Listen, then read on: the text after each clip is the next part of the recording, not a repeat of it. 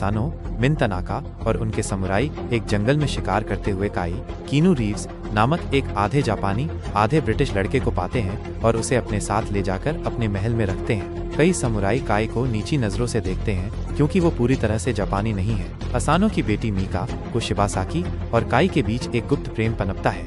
कुछ साल बाद लॉर्ड असानो अपने प्रांत में शोगुन टोकुगावा सुनायोशी, कैरी हिरोयुकी तागावा और लॉर्ड किरा तदानोबु असानो का स्वागत करते हैं। लॉर्ड किरा शोगुन के समारोहों के प्रमुख हैं और उनकी एक दुष्ट जादूगरनी मिजुकी रिंको की कुची सहायक है जो विभिन्न रूप धारण कर सकती है। किरा की नज़र असानो की भूमि पर है। शोगुन के सम्मान में आयोजित एक टूर्नामेंट की रात मिजुकी जादू से लॉर्ड असानो को भ्रमित कर देती है, जिससे वो लॉर्ड किरा पर हमला कर बैठते हैं। शोगुन के महल में हथियार चलाना एक गंभीर अपराध है, जिसके कारण शोगुन असानो को सेप्पुकु सम्मानजनक आत्महत्या करने का आदेश देते हैं और उनके कबीले की संपत्ति जब्त कर लेते हैं। ओइशी हिरोयुकी सनाडा, असानो के प्रमुख समुराई, अपने स्वामी की मौत के पीछे किरा की साजिश को समझते हैं। शोगुन किरा को असानो की भूमि दे देते हैं और मीका को 1 साल के शोक के बाद किरा से शादी करने का आदेश देते हैं। ओइशी और असानो के अन्य समुराई रोनिन मास्टरलेस समुराई बन जाते हैं, जिन्हें अपने स्वामी की मौत का बदला लेने की अनुमति नहीं होती।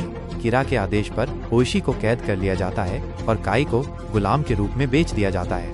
1 साल बाद ओइशी जेल से छूट जाता है और अपने स्वामी का बदला लेने की योजना बनाता है। वो बिखरे हुए रोनिन को ढूंढता है और उन्हें एकजुट करता है। काई, जो अब एक गुलाम योद्धा के रूप में लड़ रहा है, को भी ओइशी ढूंढ लेता है और उसे अपनी योजना में शामिल करता है। ओइशी और रोनिन काई के मार्गदर्शन में रहस्यमय तेंगू वन की यात्रा करते हैं, जहां काई बचपन में भाग गया था।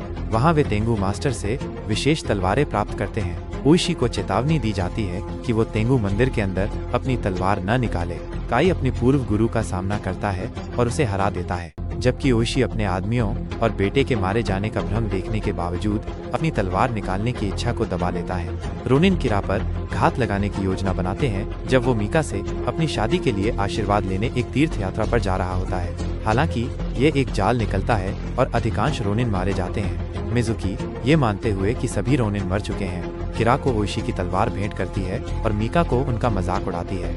ओइशी और बचे हुए रोनिन काई की मदद से किरा के महल में घुसने का एक और तरीका ढूंढते हैं। वे एक उत्सव का वेश धारण करते हैं और महल में प्रवेश करते हैं। भयंकर युद्ध होता है जिसमें रोनिन किरा के योद्धाओं और मिजुकी की जादुई शक्तियों का सामना करते हैं। अंततः ओइशी और काई किरा तक पहुंचते हैं। काई, जिसने पहले भी मिजुकी का सामना किया था, इस बार उसे हराने में सफल होता है। ओइशी और किरा के बीच अंतिम मुकाबला होता है, जिसमें ओइशी अपने स्वामी की मौत का बदला लेते हुए किरा को मार डालता है। हालांकि शोगुन के आदेश का उल्लंघन करने के कारण ओइशी और बचे हुए सभी रोनिन को सेप्पुकु करने की सजा सुनाई जाती है। वे सम्मानपूर्वक आत्महत्या करते हैं, ये जानते हुए कि उन्होंने अपने स्वामी के सम्मान को बहाल किया है। फिल्म का अंत ये दिखाते हुए होता है कि हर साल 14 दिसंबर को लोग 47 रोनिन के कब्रों पर श्रद्धांजलि अर्पित करने के लिए इकट्ठा होते हैं, उनकी वफादारी, बहादुरी और सम्मान की कहानी को याद करते हैं।